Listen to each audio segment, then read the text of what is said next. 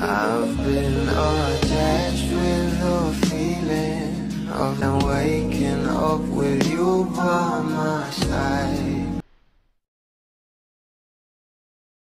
Maalala nyo nga guys, ito nga ang ating Donnie at Belle ay nag-guest nga sa It's Your Lucky Day na kung saan ay talaga namang na hot seat ang couple ng mga host na talaga namang alam na alam ang tunay na relasyon o estado ng relasyon ng ating Donnie at Belle Mariano.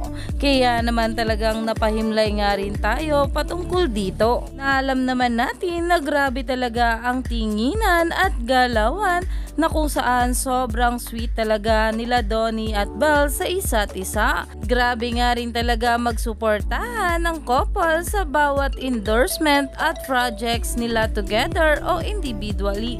At narito na nga guys ang pag-uusapan natin. Respetuhin sila pero feeling ko sa tinginan pa lang talagang nagmamahalan na kuya.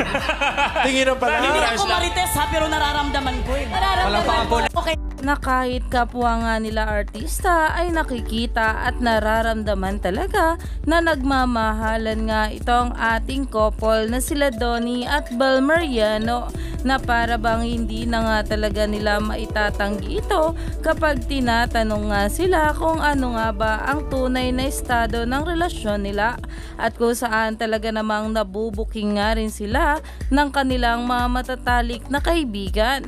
At kapag meron nga mga ganitong guesting ay hindi talaga nawawala ang mga ganitong tanungan. Kaya naman stay tuned lang tayo for more updates sa ating Donnie at Belle sa mga susunod pa na ayuda.